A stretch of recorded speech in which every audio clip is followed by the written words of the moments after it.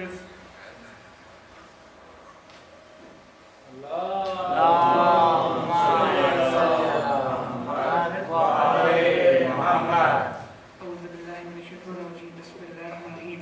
I begin in the name of the Almighty Allah, the Beneficial and the Merciful. Praise be to the Almighty Allah, the Creator of the universe, with the heavens above and the earth below. Praise be to the Almighty Allah who created all creatures, big and small, angels and human. Peace and blessing be upon the Almighty Allah's last and the best of all of his Prophet, Prophet Muhammad. Allahumma salli ala Muhammad wa ali Muhammad. To whom the Holy Quran was revealed. Peace and blessing be upon the Prophet's beloved daughter, Lady Fatima Zahra. Allahumma salli ala Muhammad wa ali Muhammad. The leader of all women, past, present and future. Peace and blessing be upon all 12 true successors of the Holy Prophet, Imam Ali being the first and Imam Ali being the 12th one. Allahumma salli ala Muhammad wa ali Muhammad. Who is alive but out of our sight, with the command of the Almighty Allah. Peace and blessing of Almighty upon all of you. Assalamu alaikum. First of all, I'd like to thank you all for giving me the opportunity to do Azadari. I'd like to thank yourselves and the Almighty Allah for giving me this opportunity. I'd also like to say that I ask for forgiveness for any errors or mispronunciations of anything from the Almighty and your brothers and sisters. Today is the 6th of Muharram. Our majlises will continue and our tears will shed through our eyes. We will do this for the sacrifices that took place in Karbala. We will do more Matam Hussain. But just before that, I would like to introduce you all to our special guest. I would like to introduce you to our chief guest, to our very, very special VIP. Somebody who is more special than special, and somebody who is at the top of the pyramid of the VIPs. This person needs no introduction.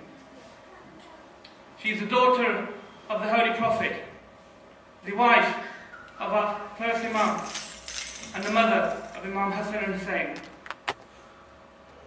I announce to you that today and every day, at every majlis, every place on this universe, Bibi Fatima will come and listen to our majlises. Bibi Fatima will be the first person to be at the majlis. So brothers and sisters, just think about what I'm about to say. She will personally greet the first person who comes to a majlis. So just think about what I'm about to say to you now. She will greet the first person. If we said to you, and I say to some of the younger brothers now, for anyone who follows football, if David Beckham or Ronaldo was coming to the centre to show us how to do a bit of skill with the ball, how many people would come the night before and stand outside? It's true. You know, people would be queuing up. There'd be stewards all around Nottingham. The motorway would have been jammed up. Let's talk a bit more towards our culture. For example, just say a Bollywood star, one of the Khans, Shah Rukh Khan for example, one of the Bachchans, Amitabh Bachchan, was to come here. Half of Leicester would be in Nottingham outside. And if we said that he'd be here for 7, they'd be here at 7 o'clock one day before, with banners of appreciation to show their support, just to see and get a glimpse of somebody that they look to in this world. I'll give you another example. Recently, over this period, Michael Jackson was supposed to be doing some concerts in the UK. Now I want you to think about something. People spent many days, nights before, queuing up to buy front row tickets. And then they said, if I can't get front row tickets, I'll be happy with midway. People queued for days and stood outside and camped. And what happened? Jacko passed away and they didn't get their money back. So the point I'm trying to make, for these dunyadari things, people can queue up nights before to see the heroes of this world. But yet, when Bibi Fatima will greet the first person who comes to this centre, but yet, you know, we have a competition to see who is the last person, just so that we can get in at the end and leave so early.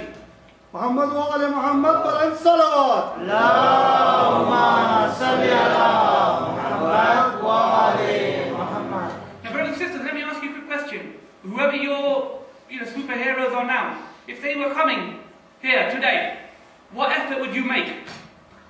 You know, how many of us go through the process of doing wudu before we come here to be park and clean? That's just our skin. You know, how many of us clean our soul before we come here? Because, you know, we have this blessed opportunity of being in the presence of Bibi Fatima, but yet we need to be more prepared and take this opportunity. This is not a dig, but this is an opportunity for us all to understand.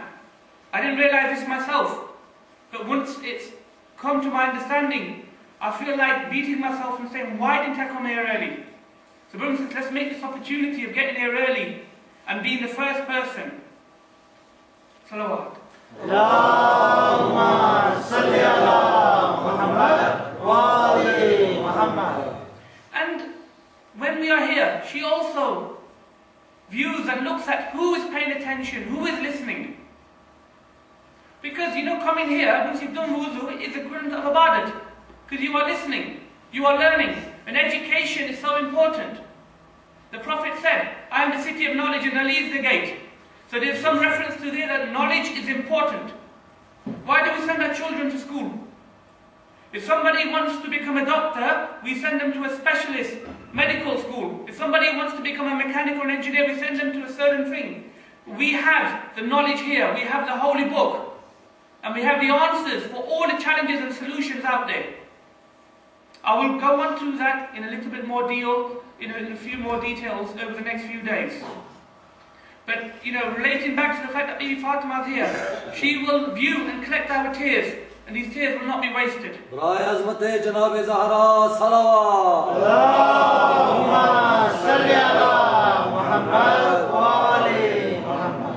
Upon hearing of the events of Karbala, Bibi Fatima asked her father, Who will cry for my children if you won't be there? If Ali will not be there? If Hassan will not be there, well, who will be there to cry? And the Holy Prophet replied, My dear daughter, don't worry. There will be one nation. There will be one nation amongst your ummah that will cry. And they will mourn.